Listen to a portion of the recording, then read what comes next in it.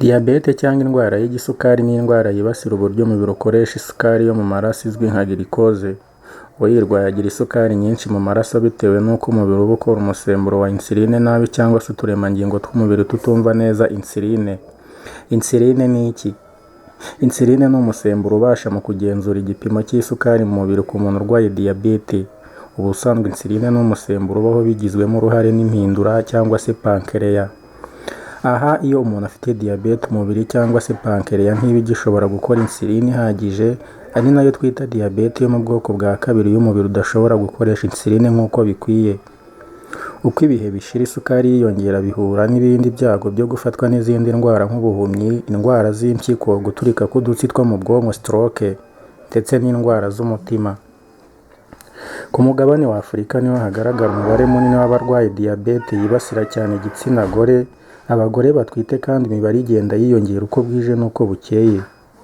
Abagore bose ba Afurika baba bagomba gusuzumwa iyi ndwara igihe batwite kandi inda ikiri ntoya kugira ngo barindwe ingaruka kuri bo ndetse n'abo batwite.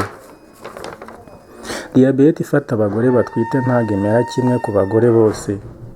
Hari abakenera insuline kugira ngo ifashe mu kuringaniza isukari mu mubiri, hakaba n'abatayikenera mu gihe bamwe baba bagomba gukora siporo kugira ngo ibafashe guhangana n'iyi ndwara ya diyabete nubwo usanga hari abatayikora. Kudakora siporo ni ukwikururira ibyago. Abagore bose mufite ikibazo cya diyabete mugomba kwigishwa kandi mukagerageza kenshi kubonana n'impuguke mu by'ubuvuzi bw'indwara za diyabete kugira ngo hagenzurwe uko umwana na nyina bafite ubuzima bwiza. Ubusanzwe bavuga ko umuntu afite ibyago byo kurwara diyabete iyo afite isukari nyinshi mu mubiri, kuba arengeje imyaka 45, kudakora siporo, kwiyongera kw'ibiro ndetse no ku bana barengeje ibiro 4.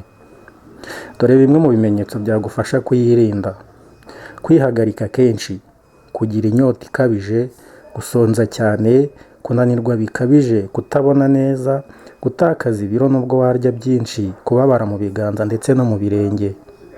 Kwirengagiza cyangwa se indwara z'umutima cyangwa iturika ry'udutsi two mu bwonko, bikaba biba byiza iyo wegereye muganga nibura rimwe mu mwaka agasuzuma urugero rw'isukari ufite. Burya kwirinda biruta kwivuza, amagara araseseka ntayorwe. Wibuke gukora like na subscribe kugira ngo utahange nkugezaho ibyegeranyo nk'ibi bishobora kugira icyo bihindura ku buzima bwawe. Nari Mugwaneza Yusufu.